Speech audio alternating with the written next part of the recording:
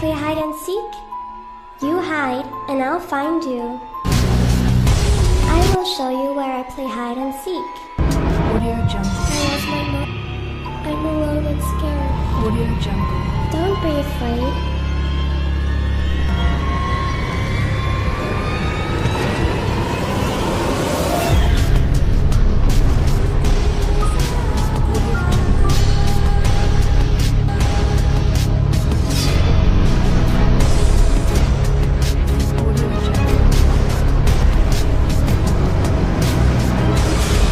Come with me.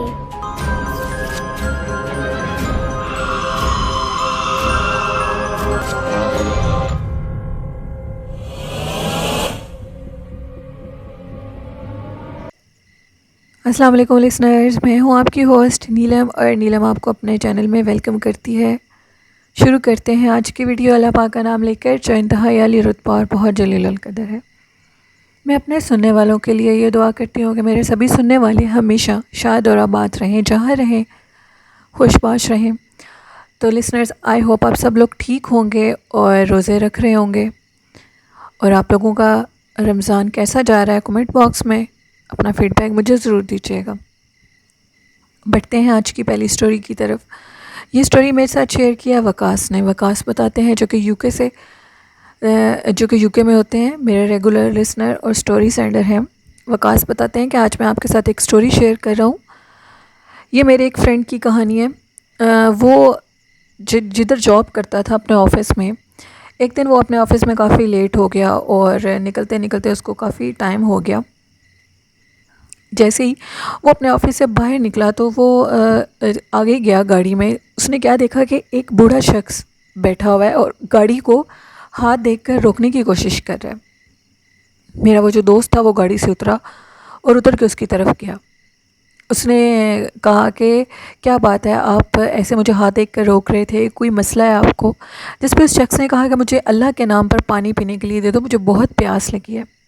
उस दिन वकास कहते हैं कि मेरे फ्रेंड ने बाई चांस अपनी गाड़ी में 2 से 3 बोतल्स रखी थी वाटर की।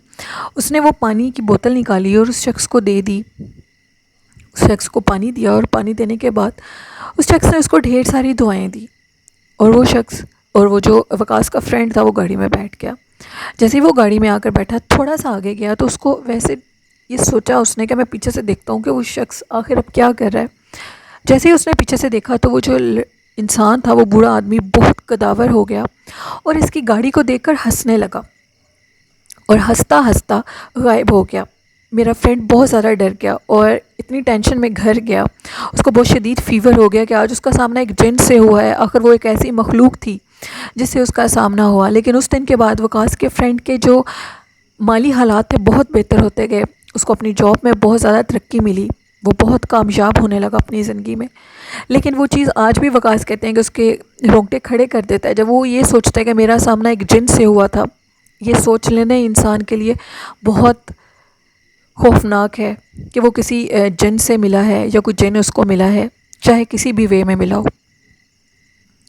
बढ़ते हैं आज की दूसरी खौफनाक कहानी की तरफ। ये कहानी मेरे साथ शेयर की है हैदर ने। हैदर जो कि इस्लामाबाद से बिलोंग करते हैं। हैदर कहते हैं आज मैं आपके साथ अपने फ्रेंड्स का एक और किस्सा शेयर करना चाहता हूँ। हम सारे फ्रेंड्स इकट्ठे होकर हम लोगों ने ये प्लान बनाया कि हम कहीं पिकनिक पे जाते हैं। और हम जिस जगह पे पिकनिक पे गए वो उस जगह पे ढेर सारे दरख्त थे और दोपहर का टाइम था। हम लोगों ने KFC से बर्गर्स लिए और हम सब लोग उधर चले गए। और भी खाने के लिए हमने काफ़ी चीज़ें ली। हम सारे फ्रेंड्स बातें कर रहे थे कि अचानक वो जो दरख्त हैं उन दरख्तों के ऊपर ढेर सारे पत्थर कोई फेंकने लगा। पहले एक से दो पत्थर फेंके गए, फिर उसके बाद ढेर सारे पत्थर फेंकने लगा कोई। और पत्थर फेंकने की अब जो स्पीड थी वो तेज़ होती गई। मेरे एक फ्रेंड के सर में पत्थर लगा। वो जो पत्थर उसको लगा था वो था तो छोटा, लेकिन उसके सर में थोड़ा सा ब्लड आने लगा और उसको पेन भी बहुत हुई। हम सारे दोस्त उधर से मोटर बाइक पे भागे। जैसे ही हम भागे तो मैं पीछे से अजीबोगरीब आवाज़ें आने लगी और ये आवाज़ें किसी ऐसे कुत्ते की थी, किसी जानवर की थी, हुर्राने की आवाज़ें थी। वो जगह बहुत सुनसान थी। हम लोगों ने गलती की लेकिन हम लोग उस जगह पे चले गए और फिर उसके बाद आज तक हम उस जगह पे दोबारा वापस नहीं गए और ना ही उधर से कभी गुज़रे हैं। वो जगह सुनसान थी, रिहाइश से हट के थी, इसलिए वहाँ पे जन्नात थे। जिन्होंने हमें ये वार्न किया कि तुम लोग इधर से चले जाओ। अगर हम थोड़ी देर और बैठते तो शायद हम सब के सर फट जाते और इसके अलावा हमारा और भी कोई नुकसान हो सकता था। ये कहानी थी हैदर की जो उन्होंने इस्लामाबाद से शेयर की। हैदर बताते हैं कि मैं आपके साथ और भी काफ़ी हॉरर स्टोरीज़ शेयर किया करूँगा अपने फ्रेंड्स की और अपनी। हम लोग जाया करते हैं। हैदर इस टाइम जॉब करते हैं और वो कहते हैं कि मैं जिस घर में रहता हूँ मैं उधर बिल्कुल अब इस टाइम पे अकेला हूँ। मेरे जो अम्मी अब्बू हैं वो लोग बाहर के मुल्क होते हैं, यानी कि अमेरिका में, और मेरी एक सिस्टर है, उनकी शादी हो चुकी है। और मेरी जो मदर हैं वो आपके चैनल की स्टोरी सुनती हैं और नौशीन के चैनल की भी स्टोरी सुनती हैं। बहुत शुक्रिया हैदर। और हैदर ये कहना चाहते हैं कि मैं आपके लिसनर्स को ये कहना चाहता हूँ, हैदर ये आपको मैसेज दे रहे हैं कि आप सब लोग रोज़ों में अपना ख्याल रखें और सबके लिए दुआएं करें।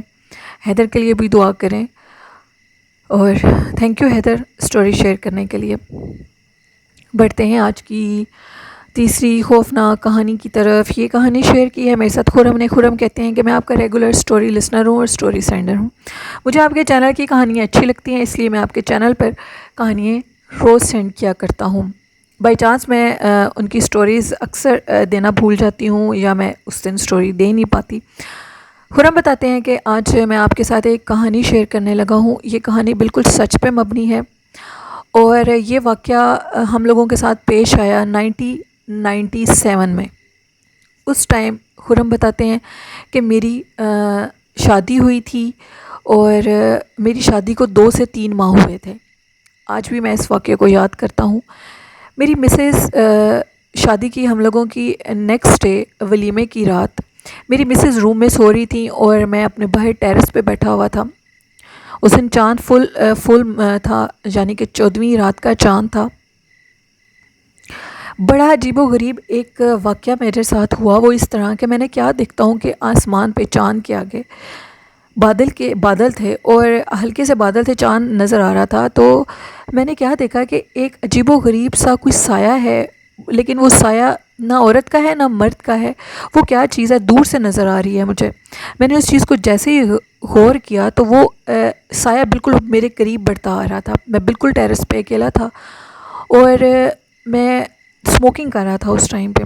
वो साया जैसे मेरे करीब आया, मेरे हाथ में सिगरेट थी और उस सिगरेट को देखकर वो साया थोड़ा सा दूर होने लगा और उसके बाद मुझे यूँ महसूस हुआ जैसे मेरी चेयर को पीछे से कोई खींच रहा हो। मैंने पीछे से देखा तो पीछे कोई चीज़ नहीं थी। मैंने जब देखा आगे तो जो मेरे आगे टेबल पड़ा था जिस पे मैंने टांगें रखी थी, उस टेबल को किसी ने ज़ोर से खींचा और वो मेरी टांगें बहुत ज़ोर से नीचे लगीं। मैंने आयतल कुर्सी पढ़ते हुए मैं अंदर चला गया। मैंने दरवाज़े को लॉक लगाया। जो मेरी मिसेज़ थी वो उसी दिन अपने घर गई हुई थी। उन्होंने उस दिन अपने घर सॉरी जाना था, लेकिन वो उनकी तबीयत ख़राब थी इसलिए वो नहीं जा सकी, जिसकी वजह से मैं बाहर बैठा वैसे ही टाइम स्पेंड कर रहा था और वो अंदर सो रही थी। जैसे मैंने रूम को लॉक लगाया, जो नेट की डोर होता है, यानी कि उससे मैं देखता हूँ कि एक औरत है और वो औरत छत पे अजीबोगरीब तरीके से फिर रही है और उसके जो कपड़े हैं वो इतने बड़े हैं कि उसके कपड़े ज़मीन पर रेंग रहे हैं, यानी कि ऐसे ज़मीन पे हैं सारे।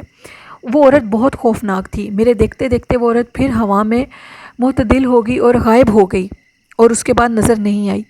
उस दिन के बाद मैंने छत पे अकेले बैठना बिल्कुल छोड़ दिया है। अगर सारे साथ हों, मेरे बच्चे, अब तो मेरे बच्चे भी हैं, मेरी मिसेज़, तो हम लोग इकट्ठे बैठ जाते हैं, वो भी 8 से 9 बजे तक, क्योंकि हम लोगों का जो रूम है वो टेरेस बिल्कुल सामने है और मैं ऊपर वाले पोर्शन में रहता हूँ।